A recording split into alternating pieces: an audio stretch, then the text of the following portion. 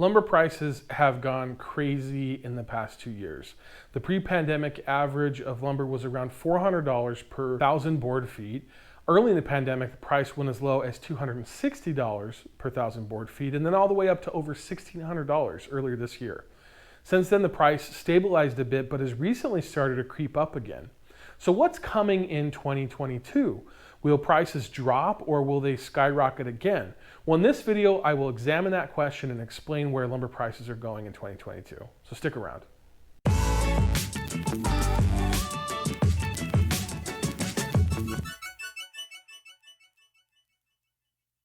Wood is a major component of many products produced throughout the world and in the US specifically. Things from homes to toys to furniture to concrete forms used in construction to shipping pallets and so much more.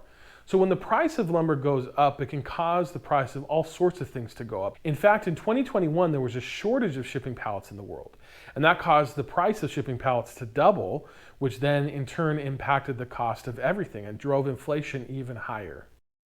In order to determine where prices are headed going forward, we really need to analyze what ultimately impacts lumber supply and lumber demand. So first, let's talk about supply.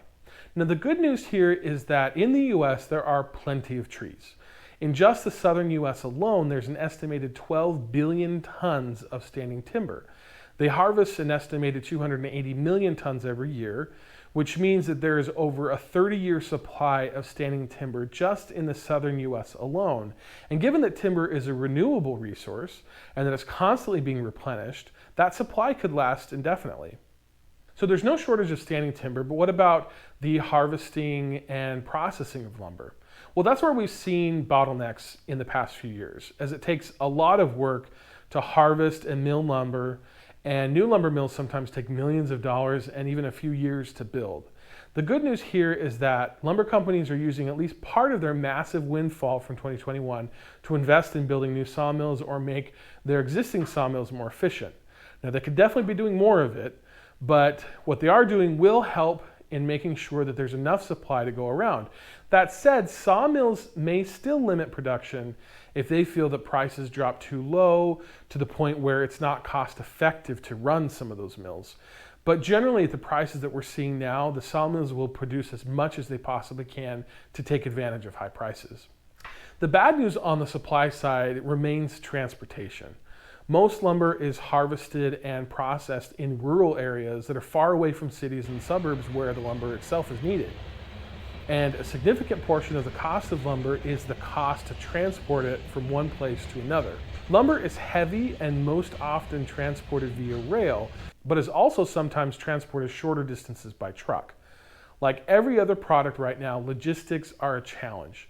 There are shortages of trucks, drivers, rail cars, and workers, and it has not been uncommon over the past year to see lumber stacked high at rail yards and warehouses just waiting until it can be moved. In fact, I've seen some lumber spoil even when it's been exposed to the elements for too long. So on the supply side, there is plenty of standing timber. There are plenty of sawmills that are working constantly, but unless the transportation factor can get figured out, lumber prices in 2022 could be pushed higher. There are other factors impacting supply as well, but they're a bit harder to predict. Things like forest fires or adverse weather events like hurricanes or climate change that could also impact supply.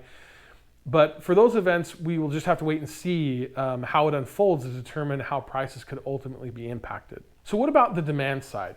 Well, the number one driver of lumber demand in the US is the housing market.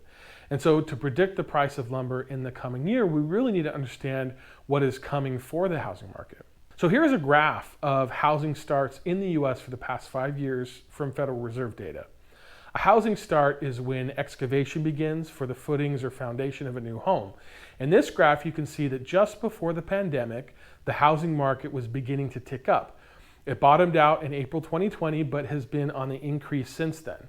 This graph is a bit deceiving though, because it shows that housing starts are leveling off. In the past, housing starts would decline as the economy declined. And that's because demand for housing would go down, and therefore home prices would go down, and then the construction of new homes would slow as an effect. But that's not what's happening here though. According to the National Association of Realtors, demand is high. Fewer new and existing homes are being listed. New homes that are listed are selling faster and the prices are higher. In fact, the median price in the US has increased by 25% since before the pandemic. Other research from the National Association of Realtors shows that there is a shortage of housing in the US by over 5 million homes, which was itself caused by, in part, demographics, but also the lack of new home building that resulted as part of the 2008 housing crisis. So if demand for housing is so high and there is such a lack of supply, like I said, those 5 million homes, why are housing starts leveling off? Why are they so low? Well, that has to do with shortages, not just shortages of lumber, but also other construction components like sheetrock, copper, tile, cabinets, and more important than almost anything else, labor. So new housing construction is currently constrained by those shortages, which means that the demand for lumber and other products is actually lower than it would otherwise be. And that impacts prices, generally making them lower. That is until those constraints are resolved and supplies and labor are available again.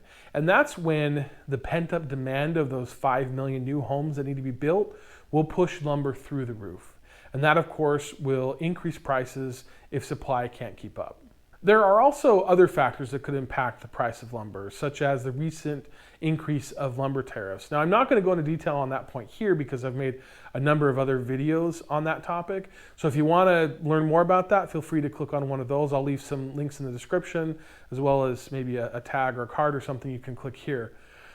So where is the price of lumber going in 2022? The answer is up.